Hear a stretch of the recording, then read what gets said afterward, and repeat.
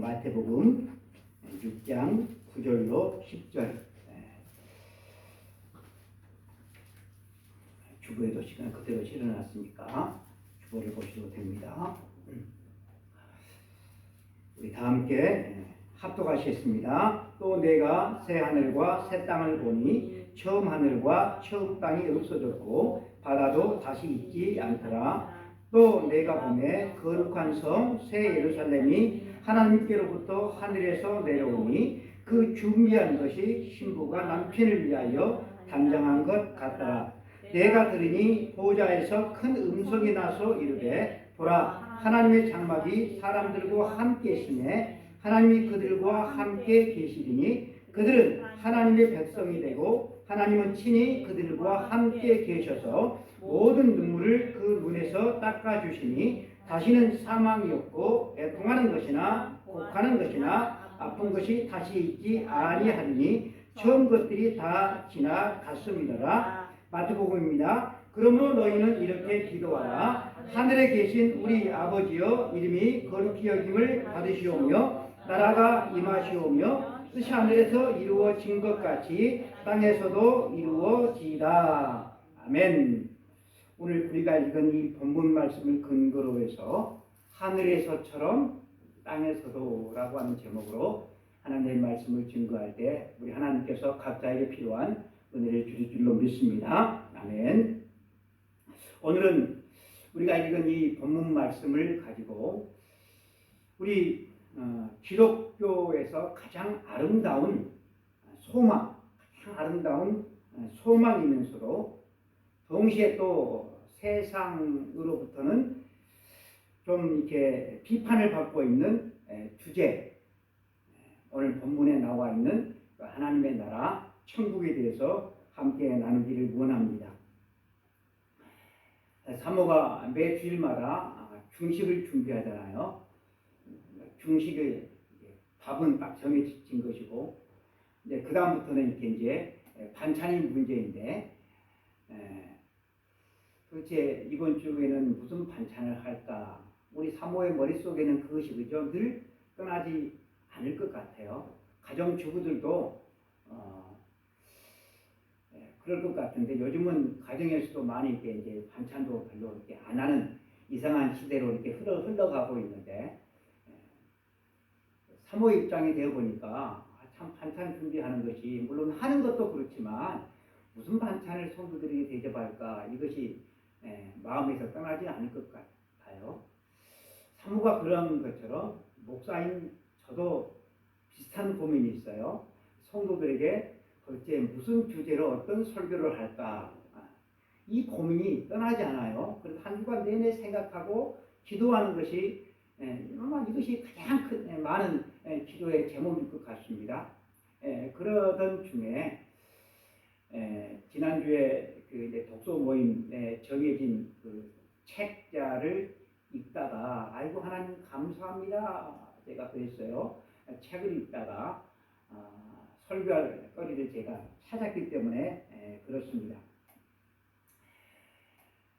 목사 아들이 아버지한테 글을 이제 써가지고 질문을 하면 그 질문에 대한 답을 또 목사 아버지는 글로 아들에게 편지를 써가지고 이게 주는 그러니까 주고 받는 그것을 책으로 엮어놓은 그것이 이제 독서에 읽어야 될 그런 책이었는데 이 목사님 아들은 이제 고등학교 3학년이 되었어요.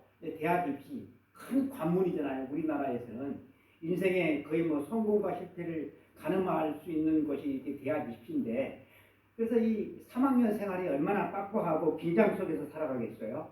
그런데 이 아들이 아버지한테 질문을 해요. 어떤 질문을 하는가 하면 아빠 천국이 우리한테 꼭 필요해요? 이런 질문을 아주 그저 당돌한 질문이잖아요.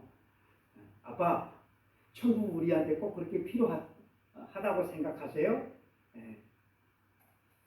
그런 이 질문만 한 게 아니라 이 질문을 하면서 마르크스의 주장에 대해서 이야기를 하고 또 조지 오웰의 동물 농장 이야기를 하면서 아빠 우리들에게 꼭 천국이 필요할까요? 라고 하는 질문을 했습니다.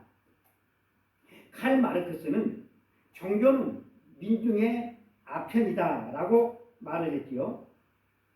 그러니까 우리 기독교에서도 천국, 하나님의 나라, 이 하나님의 나라, 이 천국은 우리가 살아가는 이 현실의 모습과는 다르잖아요. 아주 환상적인 그런 모습이 천국의 모습인데, 이 환상적인 천국이 현실을 살아가는 이 현실에 많은 모순된 모습들이 있는데, 이런 현실의 모순된 모습들을 천국에 대한 환상 때문에 이 현실의 모순을 어떻게 좀 해결하려고 하는 그 의지를 꺾고, 또 사람들을 이 부조리한 현실에 안주하게 만든다고 칼 마르크스가 그렇게 주장을 했어요.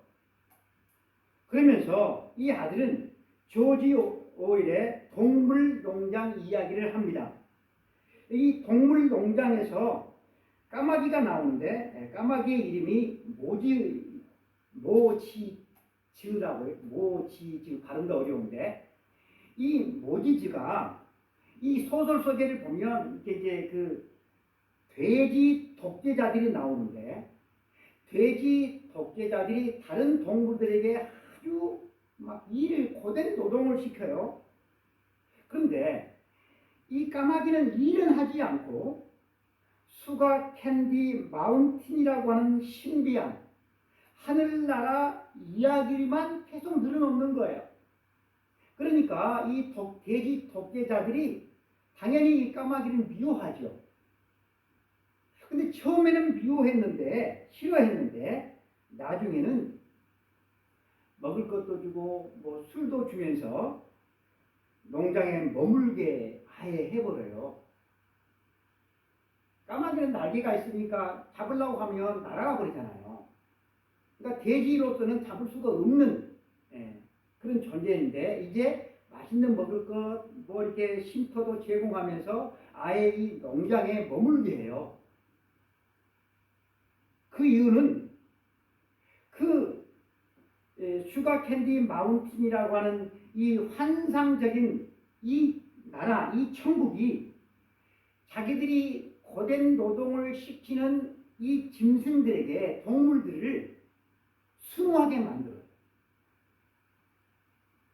그리고 이 부조리한, 이 불안한 이 현실을 있게 만들어 주기 때문에 그 힘든 노동을 시키는 이 돼지 독재자들이 쉼터도 마련해주고 맛있는 것도 주고 술도 주면서 거기에 안주하겠다는 그런 이야기가 나와요. 그래서 이 목사님 아들의 고민이 바로 여기에 있었어요. 신자들이 소망하고 있는 이 천국이 현실의 고통을 잊게 만드는 도피처로서 그렇게 삼는 것은 아닌가.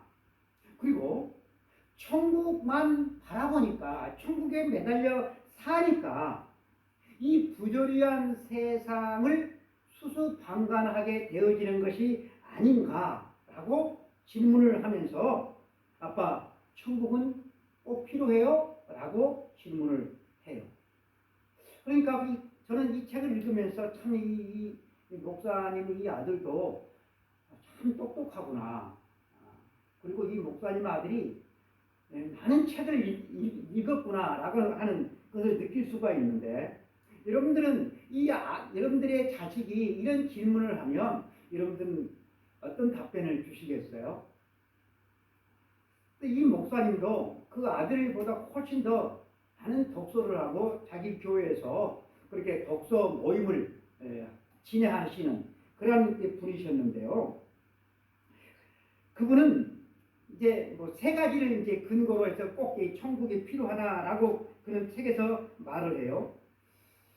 여러분, 천국이 이 땅에서 고생하다가 죽어서만 가는 그런 곳이라고 한다면,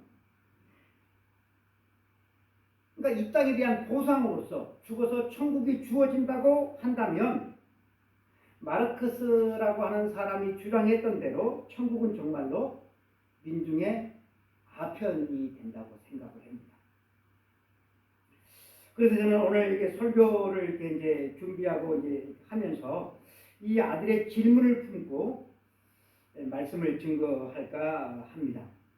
여러분, 천국은 어떤 곳일까요? 우리가 죽어서 가는 가는 그런 곳일까요? 성경은 천국을 어떻게 말씀을 하고 있을까요? 천국은 우리가 죽어서 가죠. 죽어서 가죠. 근데 죽어서 가기 이전에 이 성경을 보면 하나님은 천국을 우리들에게 가지고 온다고 말씀을 하고 있어요. 고가 아니라 천국이 온다고 해요. 컴이라고 하는 것이죠. 컴.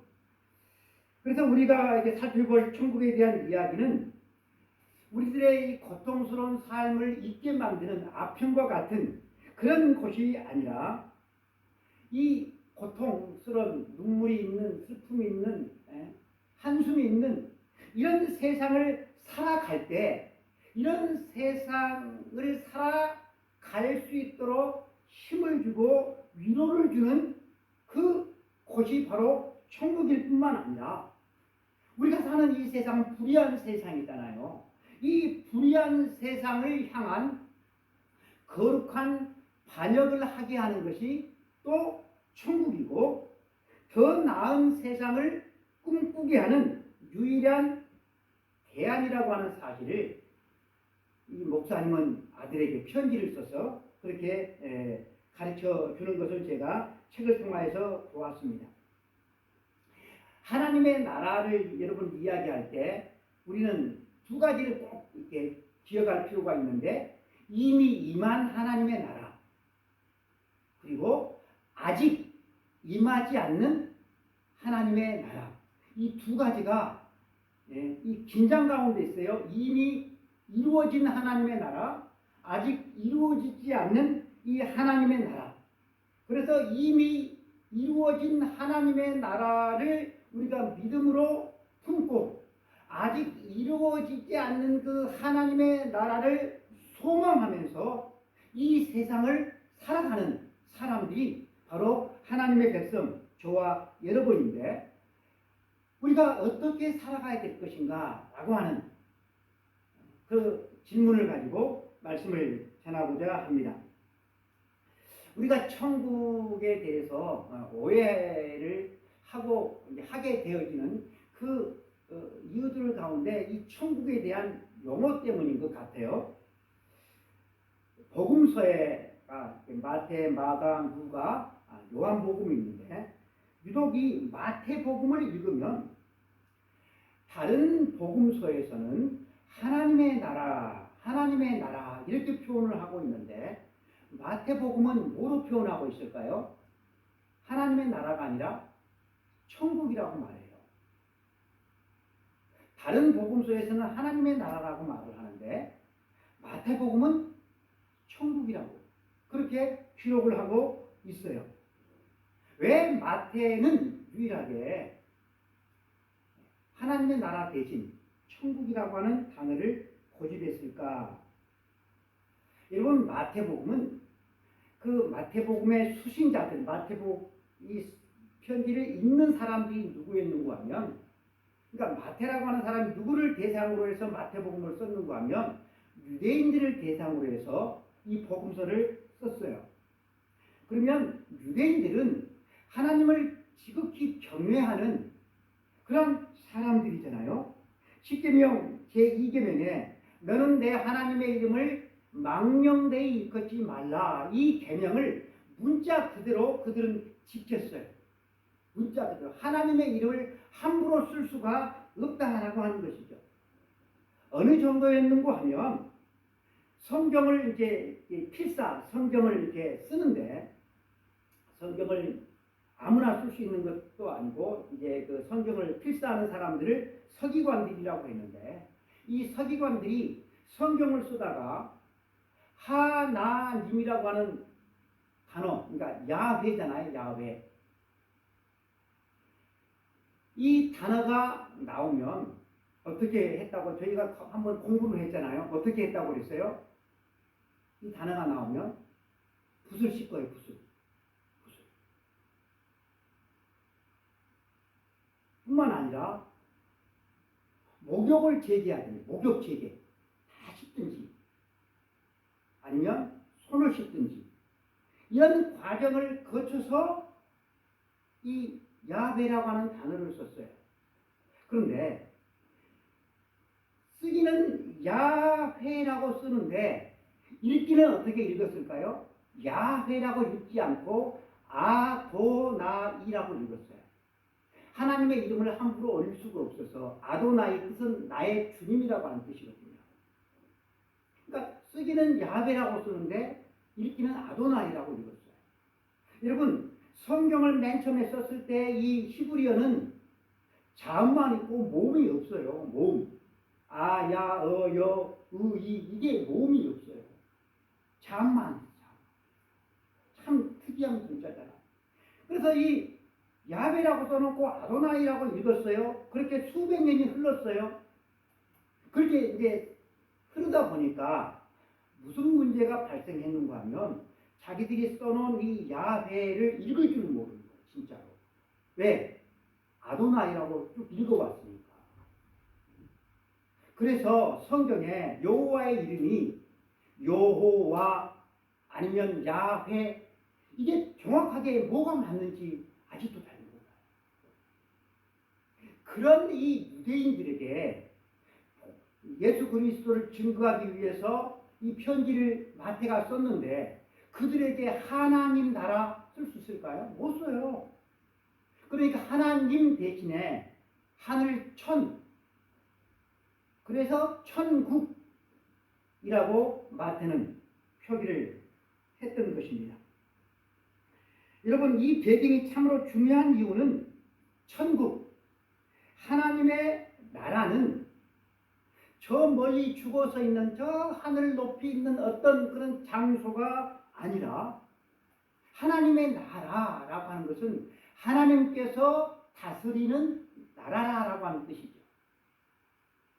그것이 참으로 여러분 중요해요. 여러분 하나님께서 다스리는 나라가 우리가 사는 이 세상뿐이겠습니까? 그렇죠? 온 우주를 하나님께서 다스리시잖아요. 우리들이 살아가는 이 세상 지구 방방 곳곳도 하나님께서 친히 다스리시잖아요. 하나님께서 창조하던 이 우주 전체가 다 하나님의 통치 아래 있는 줄로 믿습니다. 그래서 오늘 우리들은 찬송가를 하나 불렀잖아요. 438장 3절에 높은 산이 거친 들이 초막이나 궁궐이나 내 주 예수 모신 곳이 그 어디나 하늘나라. 아멘. 내 주 예수 모신 그곳이 그 어디나 하나님께서 통치하시는 나라다라고 하는 것입니다. 그래서 여러분 우리가 아우 죽어서 빨리 천국 가고 싶다라고 우리가 말한다고 한다면 성경의 복음을 알되 반쪽짜리 반만 하는 것이다 라고 하는 것입니다.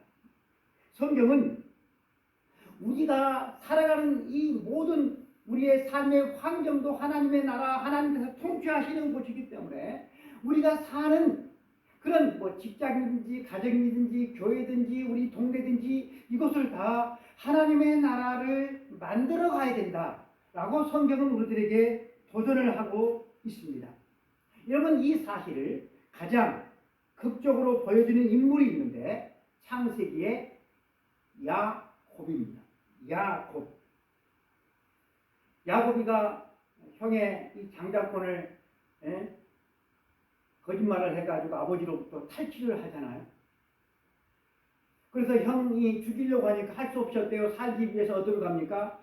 멀리 있는 외삼촌 라반의 집으로 가잖아요. 라반의 집으로 가다가 해가 저물어서 이제는 광야 어느 한 곳 가운데 돌베개를 하고 잠을 잤어요. 여러분 당시의 사람들에게서는 다 자기 나름대로의 종교 신을 믿었는데 그때의 사람들의 신관, 종교관은 어떤 곳이었는가 하면 여러분 각 민족, 부족마다 자기의 신들이 있었어요. 그렇죠? 다 여러분 성경에 보면 그죠? 각 나라마다 민족마다 자기의 신들이 있잖아요. 그러면 여러분 하나님을 믿는 이 야곱도 같은 생각을 가지고 있어요. 그래서 자기가 사는 그 지역을 떠나면 어때요? 그 지역을 떠났기 때문에 그 지역 안에 머무는 신이 이제는 자기와 함께 하지 않는다고 그렇게 사람들은 생각을 했어요. 다른 지역으로 가면 내가 그 신을 믿더라도 그 신이 힘을 못 쓴다고 그렇게 생각을 한 것입니다. 여호와 하나님도 그 살고 있는 그 지역에 국한된 신이라고 그렇게 사람들은 다 그렇게 믿었어요. 그런데 그 삭막한 그 광야 어느 곳에서 잠을 깨서 아침에 맨 앞에 일어났던 이 야곱이 한 일이 무엇인가? 한 고백이 무엇인가? 창세기 28장 16절 이하에 이렇게 그가 고백을 합니다. 여호와께서 과연 여기 계시거늘 내가 알지 못하였도다. 두렵도다 이곳이요. 이것은 다름 아닌 하나님의 집이요 하늘의 문이로다. 여러분 야곱이 하나님을 만났어요. 하나님의 임재가 있었던 그곳은 가나안, 아버지가 살던 그곳이 아니었고 아버지가 제사를 드리던 그 제단 앞도 아니었고 화려한 궁전도 아니었고 어딘지도 모르는 그가 돌베개를 베고 자던 그 거친 광야였던 것입니다.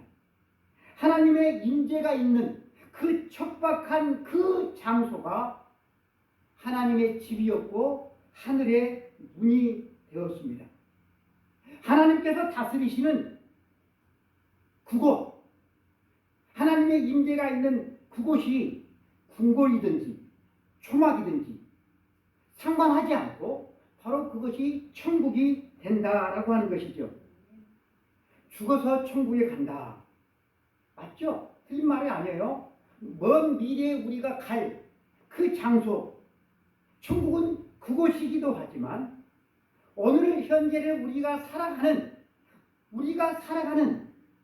내 안에 계신 하나님, 내가 가는 그 곳마다 하나님이 나와 함께 하시기 때문에 바로 그것이 천국이 된다라고 하는 것.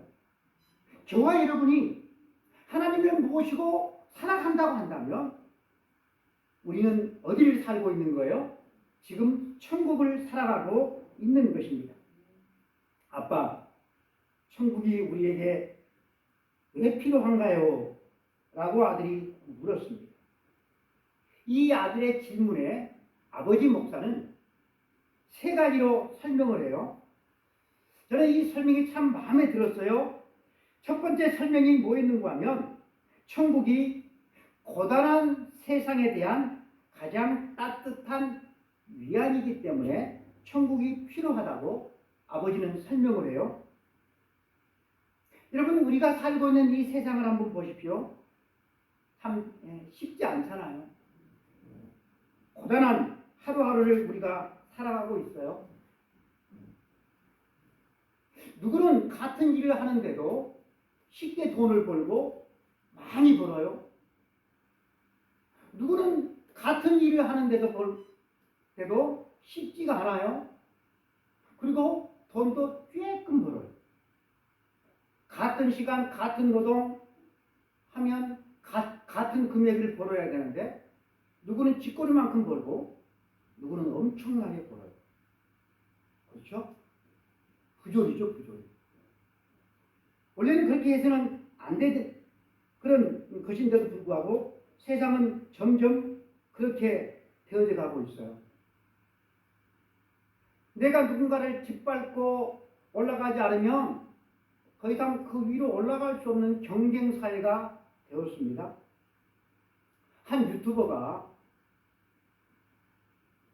러시아에서 학교에 들어가서부터 지금까지 한 번도 1등을 놓치지 않는 그 가족을 데리고 갔는데 그 한 소녀가 이제 초등학교 이제 한 6학년 정도 됐다고 그랬어요.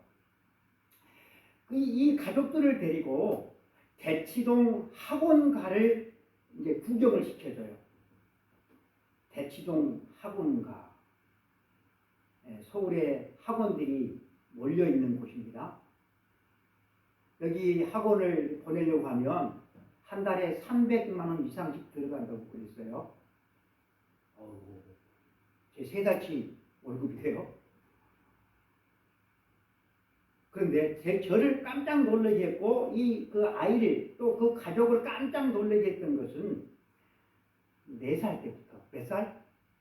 4살 때부터 서울대 의대반이 박터진다고 하는 것이었어요.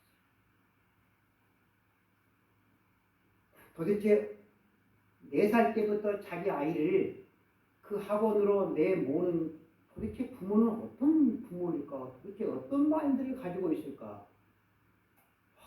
참 무서운 부모다. 러시아 그 가족들 다 깜짝 놀라더라고요. 여러분, 우리나라는 바로 그런 나라입니다. 세상을 창조하신 하나님께서 천국이 있다라고 말씀을 하셨어요.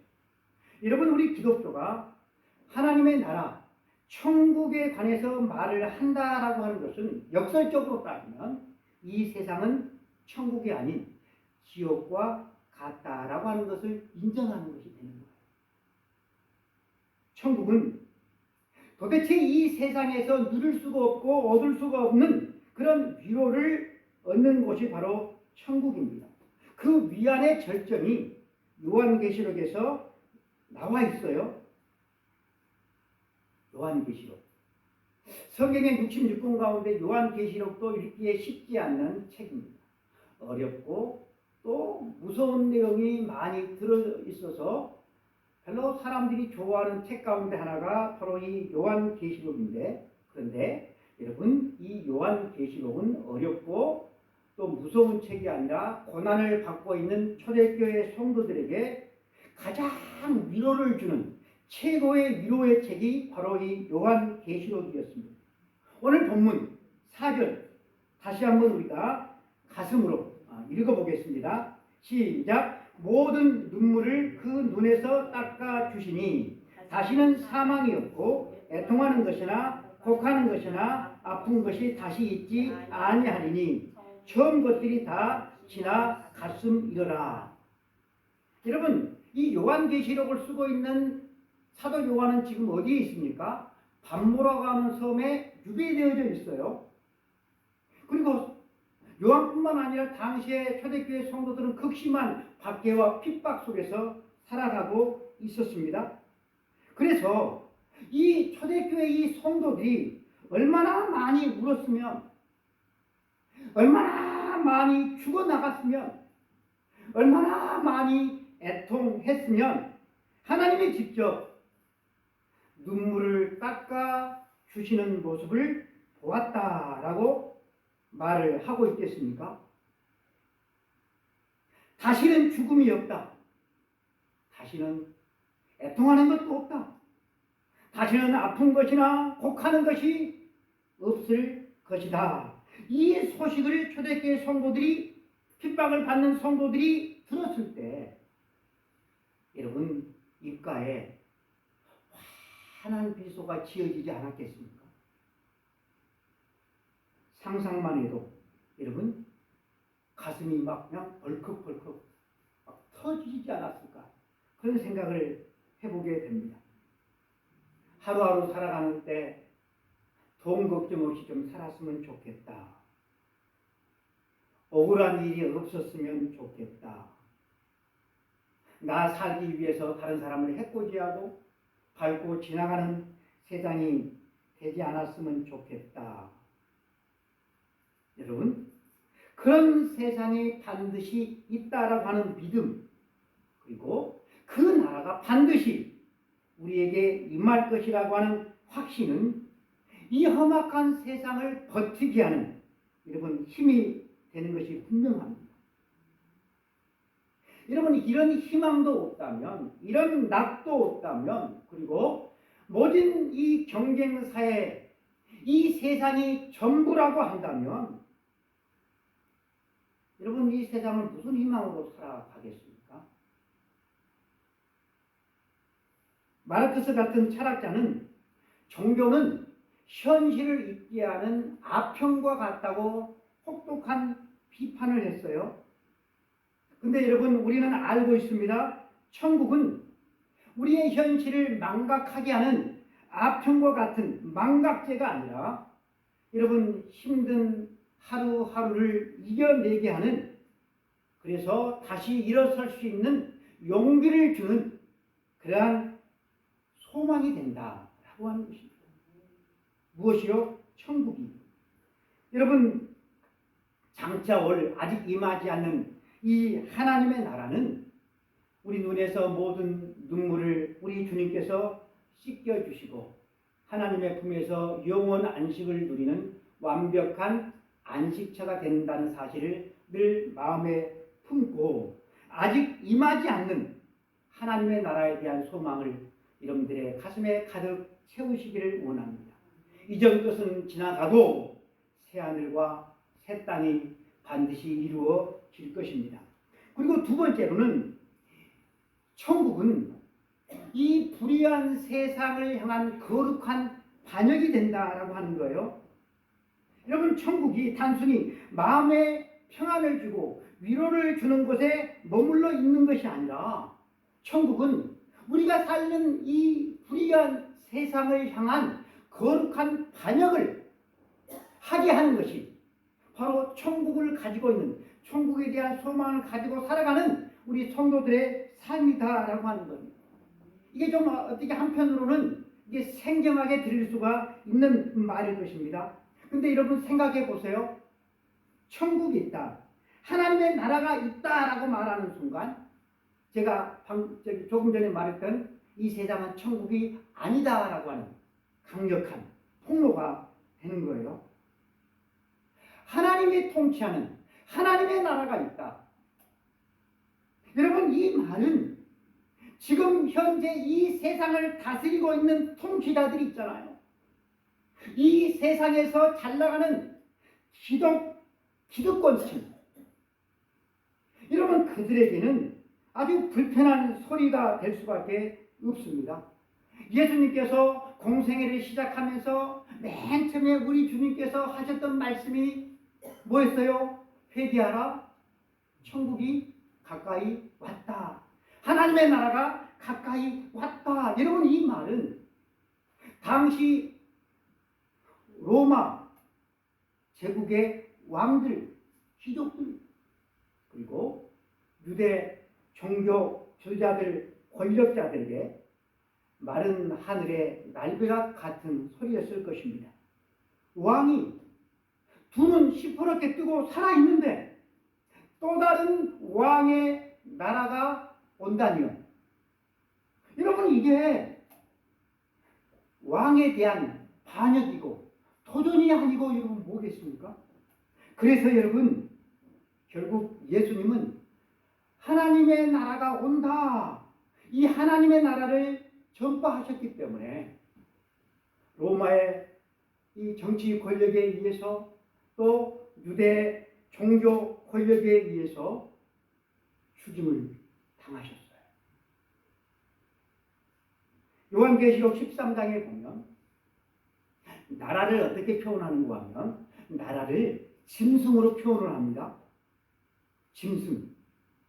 여러분 자신들과 정치적인 신념이 다르다고 멀쩡한 사람을 사자밥으로 던져요. 자신들과 다른 믿음을 가졌다고 연로한 사람을 외딴 섬으로 유배를 보내는 사람이나 권력이나 그죠? 그 사회가 짐승이 아니면 뭐겠어요? 정상적인 사람이라면 그렇게 할 수가 없잖아요. 그러니 여러분 우리가 지금 대한민국, 그래도 여러분 우리나라가 얼마나 여러분 살기 좋은, 세상에서 여러분 대한민국 같은 나라가 없어요. 저는 미국이나 영국이나 독일 같은 나라보다 우리 대한민국이 훨씬 나는 좋다고 생각을 하는 사람. 그런 여러분 우리 대한민국도 짐승 같은 나라예요. 이것은 부정할 수가 없어요. 성경은 나라를 짐승에다가 비유를 해요. 마르크스가 종교를 민중의 아편, 수능의 도구로 비판을 했습니다. 여러분 다른 종교는 얼마든지 그럴 수 있지만 진짜 기독교는 순응하기보다 세상의 악에 수수방관하지 않고 저항하는 종교예요. 그러니 독재자들이 또 공산주의 나라가 기독교를 여러분 핍박하는 겁니다. 사랑하는 성도 여러분, 아직 임하지 않는 이 하나님의 나라를 기다린다라고 하는 것은 세상의 부조리에 대해서 수수방관한다는 뜻이 결코 아닙니다. 그렇다고 해서 이제 선거철 때마다 기독당 만들자, 그래서 우리 기독교인의 권리를 주장해자, 세상의 권력에 대항하자, 여러분 그렇게 한다는 것도 여러분 아닙니다. 하나님의 나라를 여러분 소망하고 기다린다라고 하는 것은 하나님의 나라의 가치를 가지고 살아간다라고 하는 것이 바로 하나님의 나라를 기다리는 거예요. 세상은 돈이 최고죠. 돈이 신이죠. 돈이 하나님의 자리를 꿰찼죠. 그런데 여러분 하나님의 나라를 기다리는 사람은 아니야. 하나님만이 그저 참된 신이다. 하나님의 나라만이 영원하다. 하나님의 나라만이 영원한 안식이다. 이것을 믿고 그대로 살아가는 거예요. 그러니 세상을 거스릴 수밖에 없죠. 여러분 우리들에게는 전혀 다른 나라, 새하늘과 새 땅에 대한 소망을 가지고 하나님의 자녀들은 살아갑니다. 그래서 성경에서는 이 하나님의 나라를 어떤 사람들이 들어가는가 하면 이 세상의 재물을 보물처럼 막 힘줄단지 모시고 그런 사람들이 들어갈 수가 없고 그것을 팔아서 하나님의 나라를 사는 사람들이 그 나라에 들어간다라고 성경은 우리 주님은 우리들에게 말씀을 하고 있는 것입니다. 마지막 세 번째는 천국은 이 불의한 세상에 대한 유일한 대안입니다. 설교를 어떻게 하다 보니까 설교 원고는 그렇게 길지 않는데 길어져 버렸네요.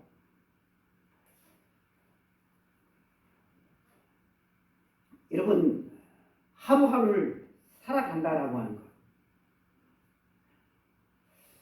마르크스가 볼 때 종교는 민중의 아펜처럼 보였어요. 그래서 비판을 합니다. 그런데 여러분 우리도 이 세상에 대해서 비판할 수 있어요. 얼마든지. 그런데 여러분 비판만 하는 것은 이것은 바른 신앙이 아닙니다. 우리는 비판을 넘어서 그 하나님의 나라가 우리가 꿈꾸는 나라가 어떤 곳인지 삶으로 살아내고 삶으로 증명해야 되는 책임이 여러분 우리 가운데 있어요. 오늘 본문 1절과 2절 요한계시록 여기 보면 여기 새하늘과 새 땅, 새하늘과 새 땅이 여러분 어디에 있다고 말씀을 하고 있습니까? 2절 다 같이 읽어보죠. 또 내가 보매 거룩한 성 새 예루살렘이 하나님께로부터 하늘에서 내려온다. 올라간다 라고 이게 아니고 어떻게 한다고 제집사님? 하늘에서 내려온대요. 새하늘과 새 땅이 하늘에서 내려온대요. 여러분 이것은 엄청난 선언입니다. 여러분 우리가 소망하는 그 하나님의 나라는 우리가 죽어서 가는 곳이 아니라 하늘에서 내려온대요. 이미 이루어진 하나님의 나라가 하늘에서 내려온대요. 그래서 여러분 우리가 주기도문에 오늘도 본문으로 정했지만 뜻이 하늘에서 이루어진 것처럼 땅에서도 이루어지다 라고 주님은 기도하라고 가르쳐 주셨습니다. 이미 하늘에서 완성된 하나님의 나라가 이 부조리한 세상에 내려와서 이 부조리한 세상을 밀어낼 것이다 라고 하는 거예요. 여러분, 이 소망을 가진 성도들은 그렇다고 한다면 이 세상을 어떻게 살아가야만 하겠습니까? 아, 저 사람들이 사는 걸 보니 천국은 정말로 좋은 곳인가 봐. 나도 저들처럼 살아가야지. 저들의 믿는 그 하나님을 믿고 살아야지. 이런 고백을 할 수 있는 사람들을 만들어가는 것, 그것이 바로 우리 성도들이 이 세상에서 살아갈 이유가 되는 것입니다. 돈이 없으면 불행하다고 합니다. 근데 돈이 없어도 감사하며 자족하는 삶을 보여주는 것, 남을 밟고 올라가야지. 성공하는 세상에서 자기를 희생하고 자기를 낮춰서 다른 힘들고 어려운 사람들을 섬기며 돌보는 것, 그것이 하나님의 나라를 바라보는 사람들의 삶인 것입니다. 세상은 높은 자리에 올라가서 남을 부려 먹을 수 있어야 성공한 사람이지 라고 말을 하지만 우리 예수님은 이렇게 말씀을 하셔요. 너희는 그렇지 않다라고 말씀해요. 너희는 그렇지 않다. 세상이 정해놓은 성공의 사다리를 걷어차고 예수님처럼 당신의 것을 내어주는 삶, 그것이 바로 천국을 소망하는 우리 믿음의 사람들이 걸어가야 될 삶인 것입니다. 세상과 똑같은 방식으로 돈을 탐하고 권력을 쫓는다고 한다면 그 사람에게는 천국이 없는 것입니다. 여러분, 물론 우리 자신이 얼마나 일그러져 있습니까? 천국을 보여줘야 될 교회가 개혁의 대상이 되어 있는 그런 세상을 우리가 살아가고 있습니다. 하지만 포기해서는 안 됩니다. 사람으로서는 불가능하지만 하나님으로서는 가능하다고 우리 주님께서 말씀하셨기 때문에 그렇습니다. 사랑하는 성도 여러분, 가족들끼리 이렇게 둘러 앉아서 천국이 어떤 곳인 줄 알아? 천국은 우리 가정과 같은 곳이야 라고 말하면 자식이 속으로 우리 가정은 지옥인데요. 여러분, 그런 가정을 만들어 가서는 안 된다라고 합니다. 우리 천국은 우리 가정과 같은 곳이야 라고 말하면 모든 식구들이 그래, 천국은 참 좋은 곳이구나, 천국 꼭 가야 되겠구나 라고 생각할 수 있도록 그렇게 살아내는 것, 여러분, 그것이 우리 성도들이 이 세상을 살아가는 그런 목표가 되어야 한다라고 하는 것입니다. 여러분, 형을 피해서 도망가던 야곱이 광야 어느 한 곳에서 잠을 자고 일어나서 이곳이 하나님이 계시는, 이곳에 하나님이 계시는데 몰랐구나, 그렇게 고백을 했어요. 이곳에 하나님이 계셔요. 근데 우리가 모르면 어떻게 돼요? 믿음으로 살아갈 수가 없는 것입니다. 여러분, 이곳이 하나님의 나라입니다. 여러분들의 가정이, 여러분들이 일하는 직장이, 여러분들이 살아가는 동네가 여러분들 때문에 하나님의 나라가 되는 것입니다. 장차 우리가 주님 앞에 섰을 때 너 참 고생했다라는 보상을 받는 곳이기도 하지만 지금 이 세상을 살아가는 우리들이 주님을 믿기 때문에, 주님을 사랑하기 때문에 믿음 안에서 희생하고 양보하고 믿음으로 물질을 드리고 전도하고 어려운 사람들을 위해서 기도하고, 여러분, 그 자리가 천국임을 믿습니다. 아직까지 여전히 눈물을 흘리고 억울한 일이 많고 한숨이 있고 또 질병으로 우리가 고생을 하지만 우리 주님께서 구름을 타고 임하시는 그날 친히 우리 눈에서 모든 눈물을 닦아주시고 다시는 죽음이나 슬픔이 없는 영광스러운 나라가 여러분 완성되어질 것입니다. 그 새 하늘, 새 땅에 대한 새 하늘과 새 땅에 대한 소망이 있기 때문에 이 험악한 세상을 살아가는 우리는 어떤 일이 있으더라도 포기하지 않고 다시 일어설 용기를 우리가 가질 수가 있는 것입니다. 사랑하는 성도 여러분, 천국은 우리 가정과 같은 곳이야. 천국은 우리 교회와 같은 곳이야라고 당당하게 말할 수 있기를 간절히 소망합니다. 각 사람에게 그가 행한 대로 갚아 주시리라. 요한계시록 22장 12절에 말씀을 하고 있습니다. 기도하고 있습니다. 하나님 아버지 감사합니다. 하나님의 나라를 함께 나누었습니다. 맨날 며칠 이 주제를 가지고 이야기를 해도 부족할 하나님 아버지 하나님의 나라입니다. 하나님의 나라에 대한 소망을 가지고 이 땅을 살아가기를 원합니다. 하나님의 나라가 멀리 있어버리면 우리는 썩어질 것을 위해서, 이 땅을 위해서, 살아갈 것을 위해서 무의미한 삶을 살다가 주님 앞에 빈 털터리로 갈 수밖에 없습니다. 더 이상 눈물이 없는 그곳, 슬픔이 없는 그곳, 죽음이 없는 그곳, 애통함이나 혹하는 것이 없는 그곳. 그러나 초대교회 성도들은 얼마나 많이 눈물을 흘렸는지 모릅니다. 얼마나 많이 죽어갔는지 모릅니다. 얼마나 많이 억울한 일을 당했는지 모릅니다. 그들에게 하나님은 하나님 영원한 나라에 대한 소망을 주셨고 그 소망을 가지고 힘든 하루하루를 아버지 하나님 믿음으로 그들이 이겨냈던 것처럼 저희들도 이 세상을 믿음으로 이겨낼 수 있도록 주님 도와 주옵소서. 우리 주 예수 그리스도 이름으로 간절히 기도드리옵나이다. 아멘. 지금은 하나님의 나라를 우리들에게 선물로 주신 우리 주 예수 그리스도의 은혜와 아버지 하나님의 크고신 사랑하심과 성령 하나님의 감동하심, 역사하심, 인도하심이 하나님의 영원한 나라를 소망하면서 이 땅에서 우리 주 예수 그리스도께 가신 그 길을 한 걸음 한 걸음 믿음으로 살아내기를 원하는 우리 모든 성도들 머리머리 위에 이제부터 영원까지 함께 있을지어다. 아멘.